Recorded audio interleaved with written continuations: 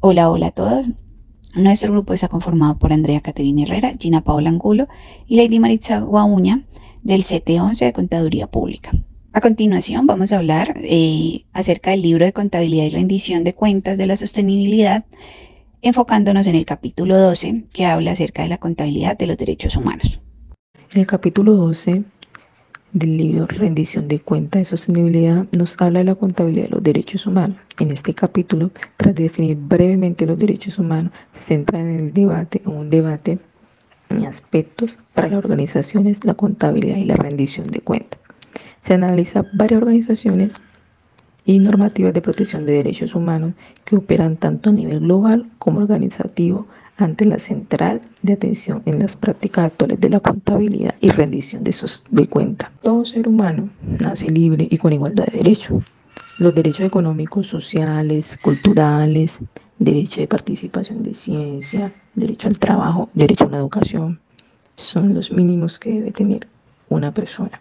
Este capítulo 12 nos habla de unas violaciones de derechos, efectivamente, que se viven en la actualidad, y nos muestra 3 ejemplos de ellos, como es el caso del Rana Plaza, la esclavitud moderna y los minerales en conflicto. El Rana Plaza es un sector en Bangladesh de confección, donde se centra el 80% de la exportación de este tipo de actividad. Surgió una catástrofe criminal donde el edificio se colapsó con más de 1.900 muertos, donde casi el 80% de que trabajaban eran mujeres. Esto fue una catástrofe anunciada y las empresas que albergaban en ella no prestaron atención en su momento y fue una catástrofe total. Se evidenció que en este albergue habían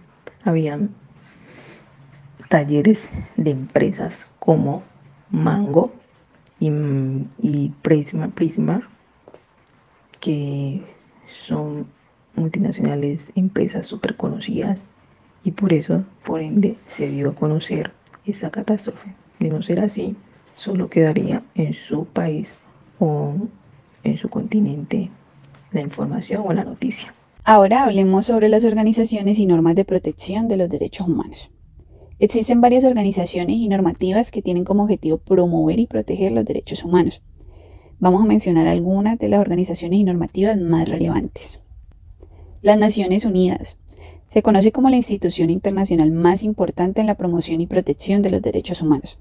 La ONU tiene la protección de los derechos humanos en el centro de su trabajo en todas sus actividades. Los principios rectores de las Naciones Unidas sobre las empresas y los derechos humanos.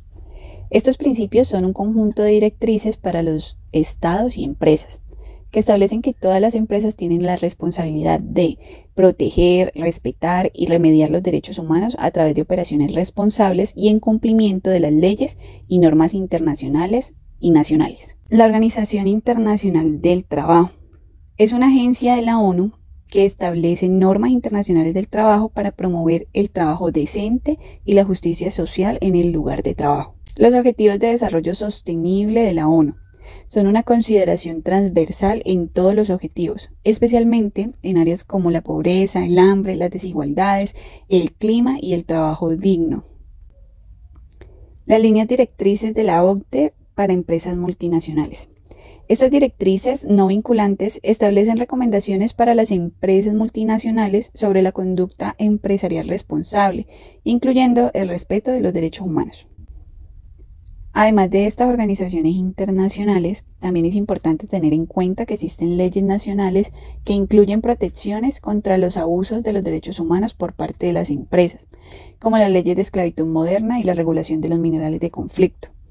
También se destacan las ONG y los grupos sociales que trabajan en la promoción y protección de los derechos humanos en todo el mundo.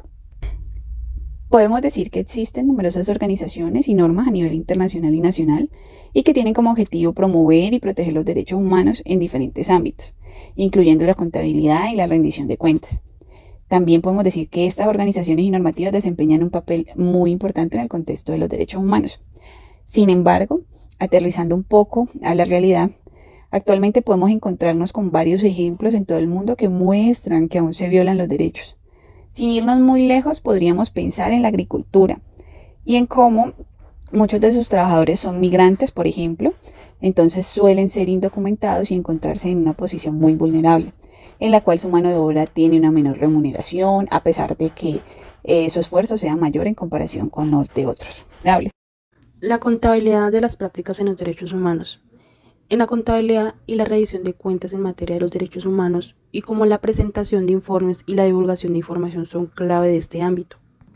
La legislación específica sobre la esclavitud moderna y minerales conflictivos han afectado la forma en que las organizaciones informan sobre sus políticas y prácticas en materia de los derechos humanos. Se mencionan ejemplos de empresas que informan de acuerdo con diversas legislaciones, como Mark Esper, que elabora una declaración sobre la esclavitud moderna, y Apple, que elabora un informe de divulgación especializando sobre minerales conflictivos. También se menciona la ley australiana sobre la esclavitud moderna y cómo algunas empresas estaban divulgando voluntariamente varios aspectos antes de que se aprobara la ley en el 2018. Se destaca la importancia de la presentación de informes y la transparencia como forma de abordar de diversos problemas de derechos humanos relacionados con las organizaciones. La atención prestada a la divulgación de información y a la función de presentación de informes pone en relieve el importante papel que se desempeña la contabilidad en relaciones de rendición de cuentas y también la importante vínculo que existe entre la transparencia y la rendición de cuentas. Sin embargo, también señala que la presentación de informes puede ser problemática debido a la flexibilidad de los marcos de presentación de informes y a las consideraciones en relación con la contabilidad y la rendición de cuentas en materia de los derechos humanos. Por lo tanto, aunque es alentador ver la más legislación y prácticas de presentación de informes relacionados con la contabilidad y la rendición de cuentas en materia de los derechos humanos, aún queda mucho por hacer para abordar esta cuestión.